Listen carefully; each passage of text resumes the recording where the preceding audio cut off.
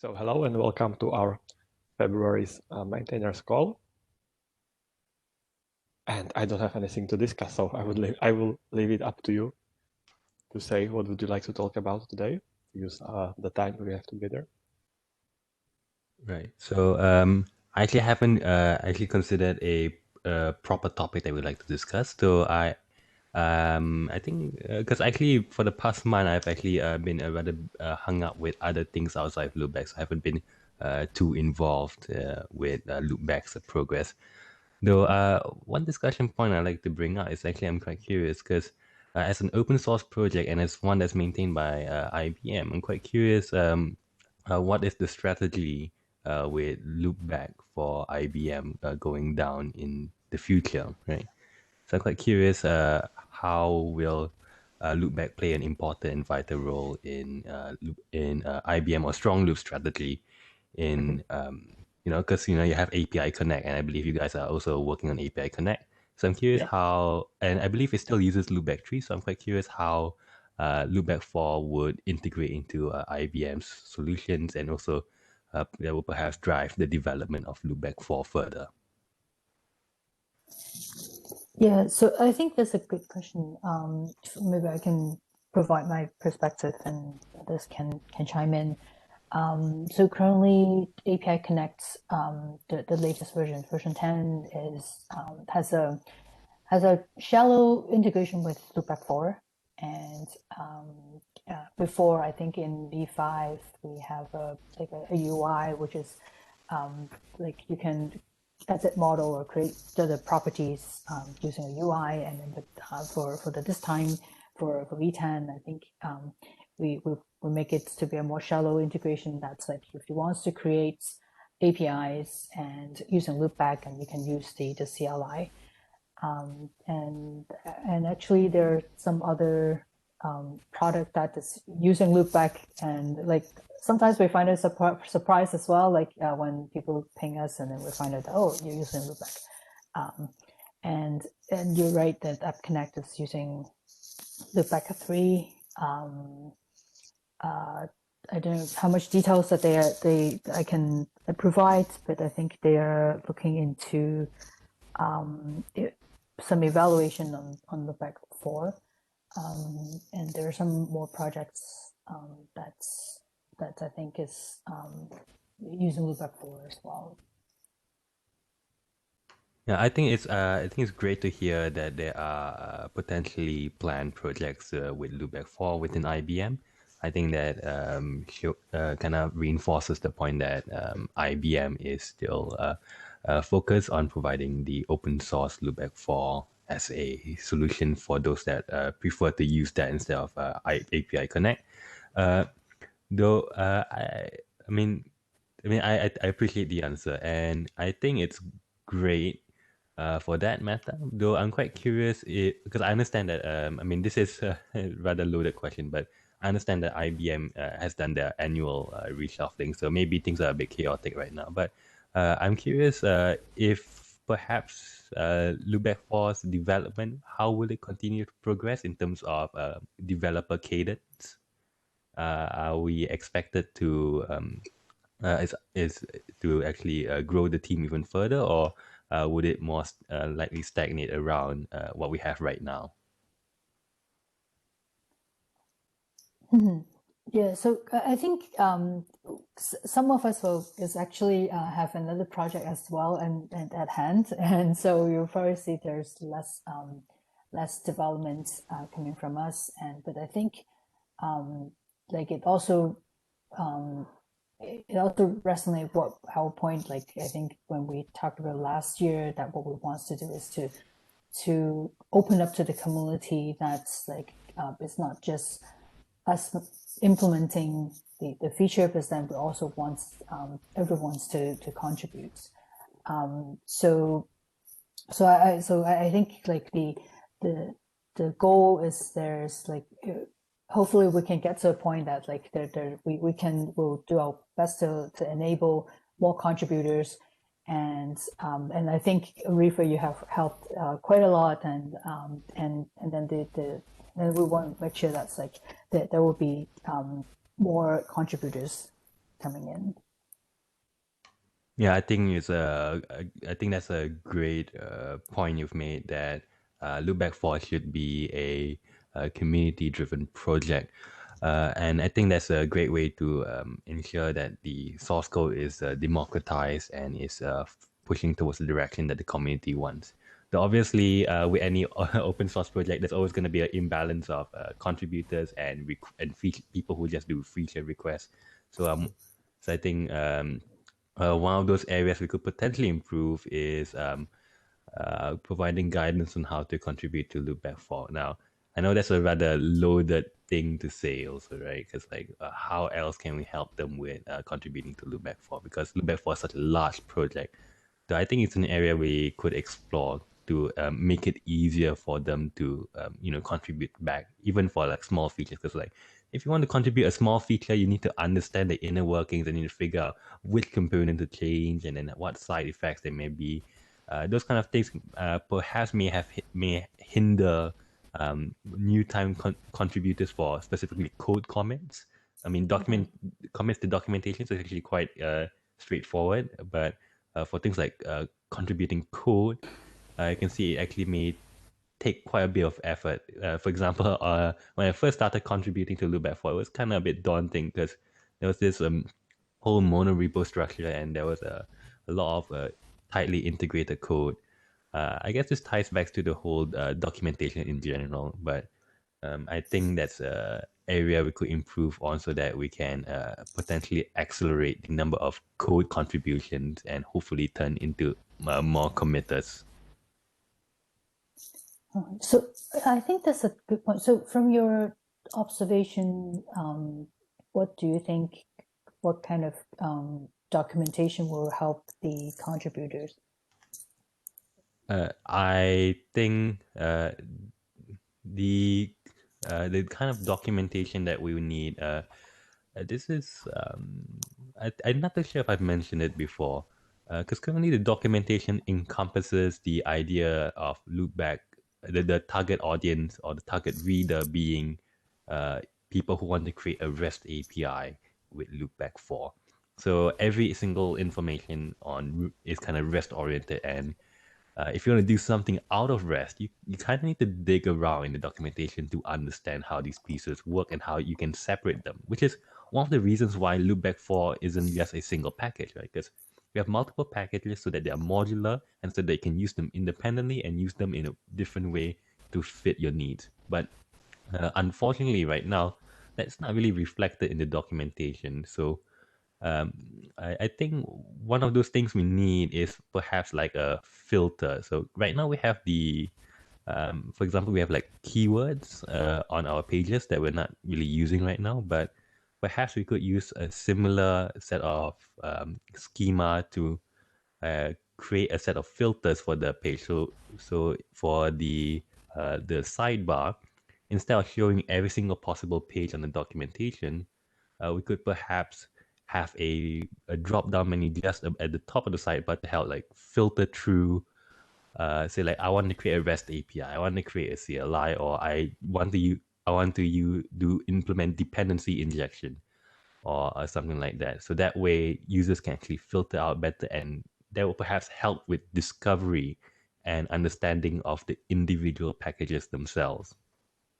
And probably, I mean, probably also the main website itself, because right now it says how to build REST API. Loopback 4 is for building REST APIs and microservices, but it kind of brushes on the point that microservices includes other things beyond REST APIs. It could, as mentioned before, it could include even CLI applications or even servers that actually don't connect over RPC. Those kind, or even it doesn't need to be even servers in the first place. It can just be a self-contained application with no user interface of any kind. So I think it's more of a branding issue and a documentation issue. So it is a multi-pronged approach to fixing this. So I like to get your input on if that would be a good direction to push. Yeah, so Reef, I definitely see all the points you're making here, and I 100% agree with you. Now I left IBM, so I kind of at a similar position as you are. So personally, I would like to see more emphasis of the framework being, modular and being able to be used independently for different contexts, for different use cases. And even for myself, like in my project, as you said, I'm actually using LoopBack to build the API server, building COIs, and even building SDK to my API server or some other APIs. Right, so they're very different in nature. But so there are probably a couple of things that can be improved, not only just from documentation itself, but also we're kind of being constrained by the documentation system we use, which is Jekyll. It's not super flexible. So in my recent project, I started to use some new lightweight documentation system like Doxorus. It's actually from Facebook. It's a jam stack, meaning you have React playing in with Markdown. So you kind of building a lightweight modern website with all the Markdown files you have. I think that gives you more control, right? And on the other hand, from the topic perspective, it would be nice to really separate some of the fundamental, reusable modules, kind of giving examples that, hey, if you are building, just a simple application and you want to utilize dependency injection or want to have extensibility, so we can use the context module together with the core module to make it happen, right? And if you are building a non-REST sort of application, say you want to build a COI, and what do you do? And if you want to even generate a REST SDK against a bunch of open API specs, what do you do? So like people will be so impressed by the fact we only mentioning REST and microservice, and that seems too heavy to a lot of use cases. But in reality, as we are familiar with the framework, we know we can use the framework to do a lot of interesting things.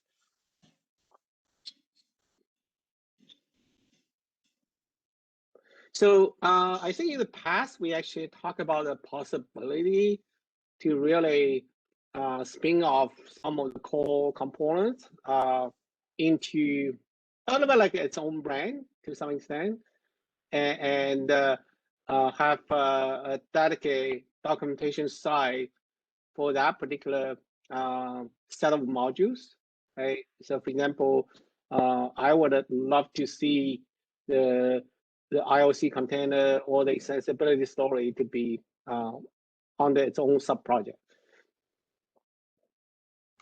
Yeah, I completely agree with your points there. I appreciate your referral to Doxorus. I've just opened it up here on my browser. I think it's really interesting and looks rather promising. And with regards to branding, yes, I believe we've also discussed about that a while back. I think that I think that's the current issue with LoopBack 4 is that it is a single brand. It's being treated as a mega framework source that can do a lot of things. But that makes it rather difficult to compare with other packages. So, for example, Inversify against LoopBack Context. If we break that up into their own brandings, then that would perhaps make it a lot easier for people to compare instead of making it seem like there's this big black box of a large application framework. Yeah, and if we break up the IOC container, I can definitely see new areas that can benefit from the dependency injection and all the extensibility story I have. For example, inside the front end, the browser environment, pretty much the IOC container can be running. We have an example showing that, but there's some interesting things happening in that world. For example, if you bundle the JS file, use Webpack, so the name of the class get changed. So some of the assumption we have, like you can infer the binding key from the class name could be broken. I actually ran into that issue, so I have to explicitly specify the binding key when I generate the service classes. So those are some of the interesting areas we can expand into. So I could imagine if we spin off the RIC container with a core, I think that project itself will get quite a bit of attention. And if you compare what's available there, like say Inversify or some other DI framework, I think we are advanced there. Yeah, I think the first step would be to actually break up the documentation for that kind of cases. I think that would be the most effective first step, because by breaking up the documentation, we are able to declutter the interface for newcomers and for anyone else that needs to quickly refer to that specific area. Right. I'm curious what the rest actually have on this. Understand that there's quite a lot of custom integration with Jekyll, though I'm curious if this would be a possibility in sometime in the future, or maybe if there's any like objections or concerns with implementing this kind of strategy.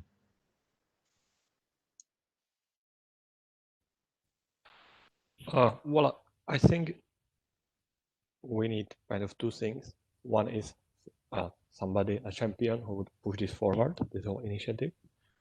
And secondly, it would be good to have a plan how to make the changes incrementally so that we don't break our documentation for half a year until we have the new version up and running. So if we can make the changes in small steps while keeping everything up and running, then I think it would make the change easier to implement. So I have an idea here. What if we left the mono repo as is, but we actually start to create a documentation site for the IOC container itself, and we can, adopt like Doxoris or some other lightweight new kind of documentation, backend, and start to copy or tweak some of the markdown files into that structure, so that we will have a dedicated site for that subset of modules. Could be used independently to serve a good purpose. And we kind of use that as a learning experience and see how productive it will be to do that way, right? And if that is successful and that we find out it requires minimal effort to move things around, just copy, paste, or like reorganize, then we can have a sub-doc site inside LoopBack, which we're dedicated to who would only interest to use LoopBack with this IOC and the core modules. So that would be a good starting point, in my opinion. I have a question. So far, we were quite happy that the documentation is living in the same monorepo as the code. So when we are making changes to our packages, we can also update the docs in one go. So do you envision that we will keep the new site in LoopBack Next monorepo as well, or would you like to move it to a different repository and then lose the benefit of being able to make all changes together? Or I think it's very much possible to have a package on the monorepo itself. Mm-hmm. Yeah. And the good news for the modern documentation site, it's like you have a lot of cloud offerings that can watch the GitHub repo and actually deploy the documentation site whenever you ask them to deliver, or they have a GitHub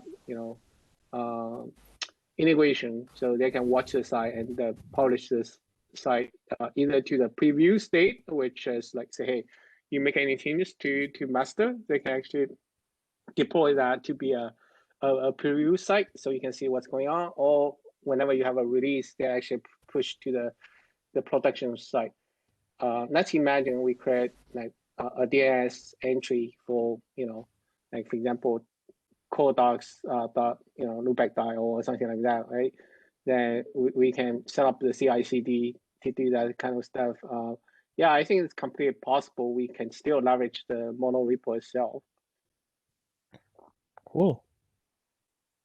Yeah, I think that would be an interesting way of starting it, because if we can put it into a separate subdirectory, then we can keep it concurrent with the existing documentation, so we don't have to actually touch the existing documentation, and we can be more free to experiment with the with perhaps the new more compartmentalized documentation.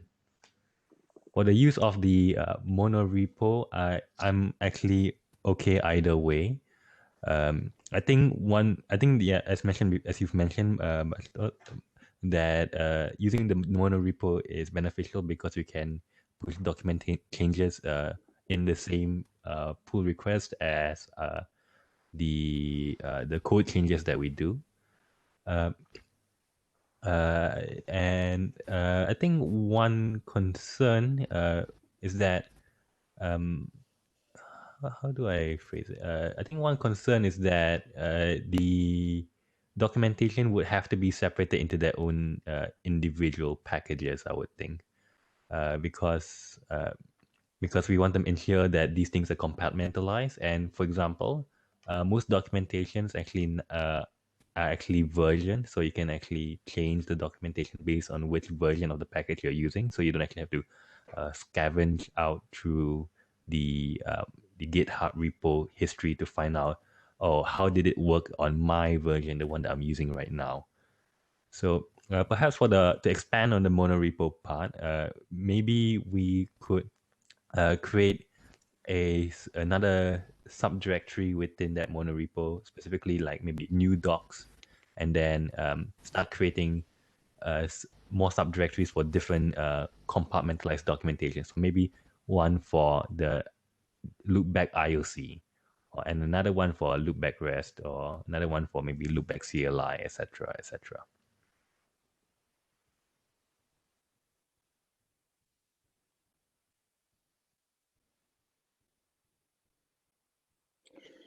Yeah, so that's one angle, and because now I'm using LoopBack for a new business domain, and I think it would be also interesting that we have some of the LoopBack flavor for particular, cloud environment. Say, AWS is very popular, right? And I'm building my API server on top of AWS using LoopBack. So I actually use pieces from the LoopBack framework and adding integrations with AWS infrastructure. For example, I don't use our juggler. I create repositories in TypeScript that talks to Amazon DynamoDB, which is a NoSQL key value data, not key value, but it's a column family sort of database. Right. So I'm kind of building up all these repositories on top of the DynamoDB patterns, mostly around the different indexes we can use to query and mutate the records. Right. So I sort of built that layer, and also I use AWS services to do deployment, to do CI/CD. I also use the some of the AWS infrastructure, like the PubSub, like a distributed tracing, and also enable the health and the metrics, all this good stuff with the AWS environment. So so that's one direction. If we can have something like that, then it would be really appealing to developers that have to develop cloud native applications for a particular cloud. so I might be able to contribute some of the modules I'm writing back to the community at some point. But it's not a priority for me at this point, but I do see the opportunity. And also, so I'm actually, start to work on the blockchain crypto world. And it's interesting to find out most of the new projects happening in that space is API driven, and also they utilize a lot of like JavaScript, TypeScript. And I was so surprised to find out one of the integration partner I had to work with. I saw the API documentation UI, and I pretty much realized, oh, they're probably using LoopBack 3. And I dig into that a little bit more, and I actually find the usage of the LoopBack component, like the REST API controller component from LoopBack 3. So I'm pretty much convinced they actually built their APIs using LoopBack 3. Hey, and I also figured out in that world, like a JSON RPC is critical, right? So we have to, either expose JSON RPC APIs or talk with JSON RPC APIs. Okay? So I built some, connectors or the server side binding for JSON RPC. And that's quite inspiring too. Like I realized I don't have to create a JSON RPC server per se. I just create a facade controller that handles the post to the JSON RPC endpoint. Then I can utilize our extensibility story. Say, hey, if you want to expose something, a service as a JSON RPC service, you just create a loopback for service, and you tag that service with a JSON RPC. Then whenever somebody hit the JSON RPC endpoint, you discover all these services, then you route the traffic from that controller into the specific service. And with this setup, you don't have to create a new infrastructure. You utilize what we already have. And the benefit of doing that is all the things like the middleware, the authentication, authorization, the dependency injection, everything actually works out of the box. So that's kind of amazing. Yeah, so I definitely see opportunities like that. And also on the other hand, like I create a bunch of APIs. I want to expose the SDK for other folks to use, right? So I end up use the LB for Open API to generate stuff, but I have to manually make some change to make that fit into my environment. And I also realized I cannot really use the LoopBack Open API connector because that's not friendly to the browser environment. So I end up create a TypeScript-based connector for Open API spec, which is a subset of the LoopBack for Open API Connect, and kind of rewrote that in TypeScript. Basically creates a service proxy that can point to Open API spec and use the spec client library to integrate with them and bind them to a strongly typed interface. So so I'm doing quite a bit interesting things there. So what I'm trying to say is there's not good opportunities for the framework to be shiny. So we just have to follow what people are supposed to do and what can help them. So if we can kind of expand LoopBack in that sort of like a context or the new use cases, I think the framework should have a bright future as well.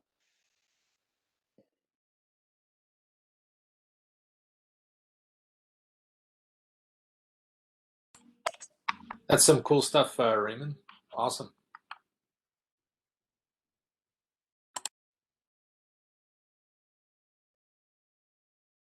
I think it's great to hear that you're utilizing LoopBack for with your projects and with integration with AWS and all the rewriting of Open API connector subset in TypeScript. I think it shows how flexible LoopBack 4 can be if you know what you're doing. And I think we should be able, we should kind of like enable other developers to do that too through the documentation. So I'm curious if we can do something like, if we can do a actionable thing to like maybe, perhaps if we are okay with that, if everyone's okay with it, we can do something to kickstart the journey of perhaps prototyping with a new documentation on a new subdomain, perhaps docs.loopback.io.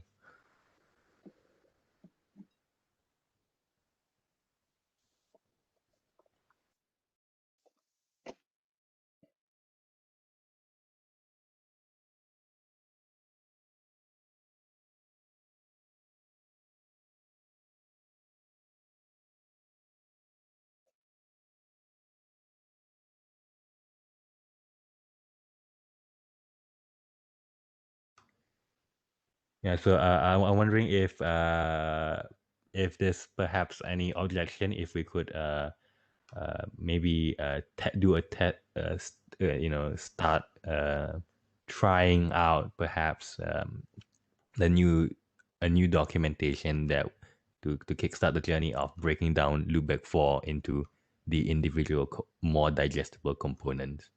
Like maybe we can kickstart with a new pull request to add the new monorepo projects from for maybe the IOC framework. Yeah, I would love to do that. Yeah.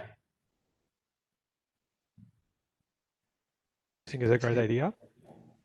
And would you like to start the work yourself, Rifa?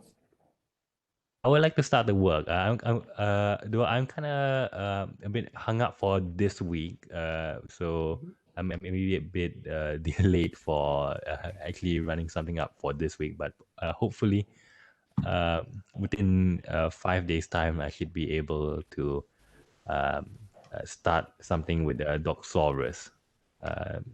Though after we start that, we perhaps need a testbed URL to work with, like a subdomain on the LoopBack.io website. I was wondering if you could do that. Rifa, what's that called? Doc service? What's how do you spell it? Let me type that into the chat.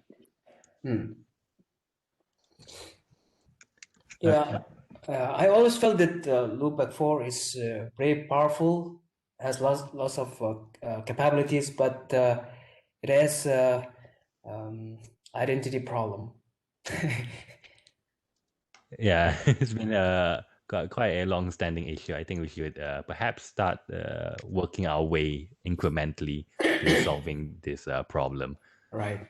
So Raymond, are you using Doxorus version 2 or version 1 over there? Yeah, we shall use version 2. Version 2, even though it's still in the alpha state, but it's pretty stable. And version 2 brings a lot of good features. Right, okay, noted.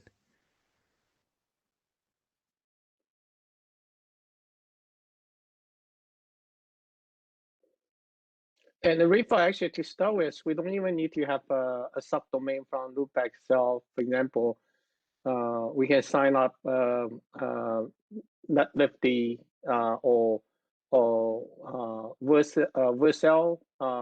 There's quite a few gem site, hosting site, and the starting point is free. So we can play with that, and then we can ask Dana and the team to see if they can create a subdomain. So when we start to officially introduce that, we can point the LoopBack.io domain to that site. All right, I think that sounds great. Though, just pinching a bit here, right? Since I was wondering if, since this is technically under IBM, I was wondering, would that be better to be managed under IBM Cloud, or or is Vercel actually perhaps a better choice for the open source project? I don't think IBM Cloud has a similar offering there, so Yeah, I don't really bother. From what I remember about reading Warsaw pricing, their free tier is only for hobby projects. And since LoopBack is sponsored by IBM, I'm not sure if it will qualify for the free tier. So Which just must be site careful. are you referring to? Vercel, it's formerly Zeit. Oh, okay. So yeah, we also have netlify.com. Netlify, yeah, I think that might be a better chance. Well, I'm just trying to say that we should take a look at the Yeah, sure, the pricing terms, tiers and the terms of service. and make sure we can use the free tier. Yeah, I think Vercel has as long as you put as long as you're open source project and you put the branding at your footer, they will give it to you for free, right? I at least that's how I interpret it. Sorry, not Vercel, Netlify, but yeah, perhaps that could be a consideration. Yeah, I think for the purpose of like trying out preview, it's all good. And once we settle on that direction, of course, like we can try to figure out like how to have and actually I think for Doxoris, you can have your own server to run. It's very simple. Well, I think that's another option too. I think once we get to a certain stage, there'll be a certain stage once we actually like we have the new documentation and we want to like get public feedback, but at the same time it's not like quite ready yet, so we want to keep the old documentation around. So I think once we reach that stage, we need to like decide which hosting provider would be best suit us. Though I think that's already kind of like nitpicking into the details before we even get there. So I think the great first step would be to configure the mono repo to prepare it for perhaps maybe Doxoris. I think it looks rather promising. If it doesn't suit our needs, which I'm certain, I think it will work well. If it doesn't suit our needs, I'm sure we can quite easily swap it out as we're still experimenting with it. Yeah, I think the good thing is we as long as we pick up a static site builder that so pretty much rely on the markdown files, then we are mostly good. Yeah, it would be easy to migrate from one to the other. So I think at least for LoopBack 4, we have majority of the documentation is in a markdown form, right? So that will help us to move things along. Yeah, I think that's the other plus. It's in Markdown. I have actually was considering on perhaps using Dita, which is another way to write documentations. Though I'm not too sure if you're familiar with it. Though I've actually found it rather complicated to do. So I think Markdown is definitely something we should stick to. Yeah. So maybe we can just do perhaps once I have the time, I would initiate the first pull request to add the first part for the Doxoris, and then hopefully we can start getting the ball rolling from there. Maybe I'll just set up an account from my end using Netlify, and then share a link, and then see how it goes from there. Yeah, that's great. Awesome. All right, I think that's all from me, really. That's all I want to discuss. Unless if someone else has another topic they would like to bring out to the table. Yeah, and I assume then the team probably will take some of your feedback, and probably they will have some internal discussions with IBM, and maybe in the future we might have more updates from their side. But meanwhile, like we as community contributors, we can try to help as much as we can. Yeah, of course. I love to help out on LoopBack 4 wherever possible. Just curious on because of how API Connect and LoopBack 4 are quite close on what they do. They can tend to focus closely on APIs, just that one has a user interface, the other is more oriented to TypeScript developers. So I just want to see if there was a broader picture we could bring forward to community for transparency, for like the future of integration between API Connect and LoopBack 4, and how the synergy between them can allow for innovation to push on both sides.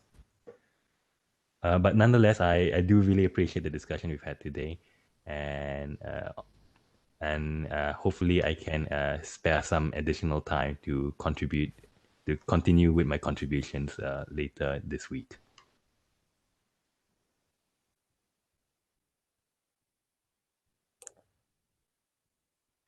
That's great. Thank you, Rifa.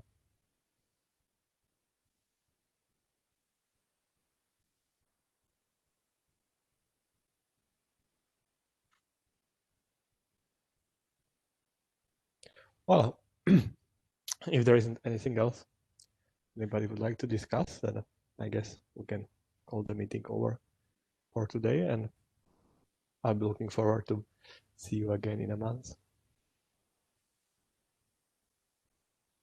All right. Thank you so much. Goodbye. Bye. Thanks, everybody. Bye. See ya. Yeah. Thanks for hosting this. Thank you so much. Bye. You're welcome.